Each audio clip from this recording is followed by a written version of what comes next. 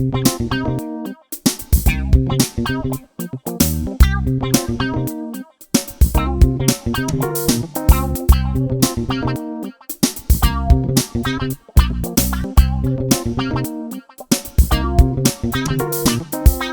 punto di partenza di oggi si trova poco prima della borgata Castello di Pontechianale, in corrispondenza della curva del ponte sul torrente Vallanta. Dalla Palina il sentiero sale subito ripido, incrociando immediatamente una centrale idroelettrica in prossimità del torrente. Si prosegue inoltrandosi nel vallone di Vallanta su un sentiero semiboschivo che attraversa alcuni larici e pinicembri. Oggi gita classicissimo della Valle Varaita insieme agli amici di sempre, l'immancabile Luca e Fabrizio, grande ritorno!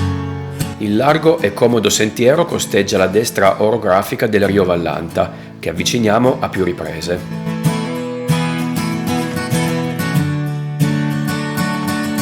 Giunti a questo punto il percorso perde pendenza. Un bivio che ignoriamo preannuncia il nostro arrivo su un pianoro in cui il vallone si apre verso le cime del gruppo delle Forcioline. In breve giungiamo alle Grange del Rio, piccolo gruppo di baite usate come appoggio per gli allevamenti d'alta quota.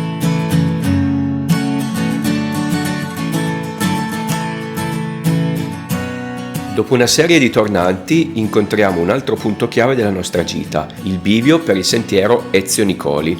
Arrivati a questo punto abbiamo la deviazione per il sentiero Ezio Nicoli, che altro non è che il sentiero che porta verso la via normale del Monviso. Ovviamente noi ignoriamo questa deviazione e continuiamo sempre dritto.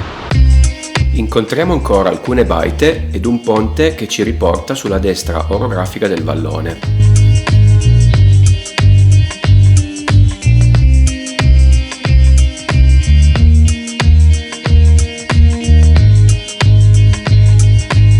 Un ulteriore pianoro attraversato dal Rio Vallanta costeggia la severa parete ovest del Monviso.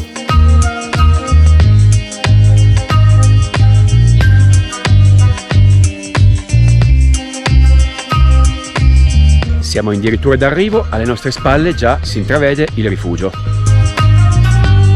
Giungiamo in vista del rifugio, percorrendo gli ampi pascoli che ci separano dall'anfiteatro naturale ove esso è ubicato. Una palina indica chiaramente la nostra meta e gli altri itinerari situati a monte della struttura ricettiva.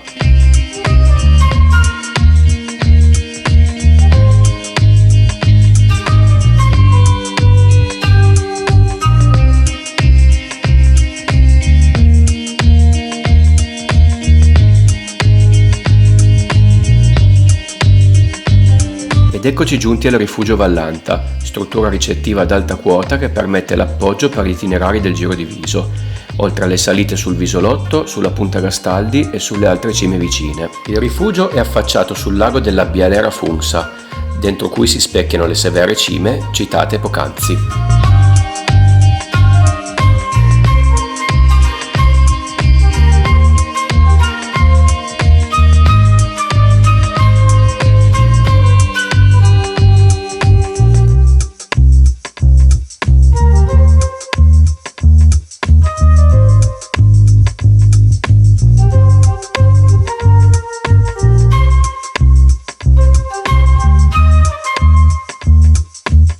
Cin Fabri,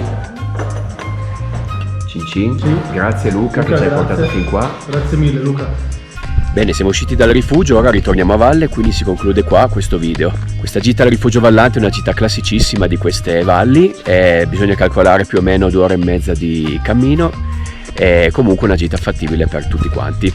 Un saluto a tutti voi che avete guardato questo video, vi ricordo di mettere un like, un commento e iscrivervi al canale per non perdervi i prossimi contenuti.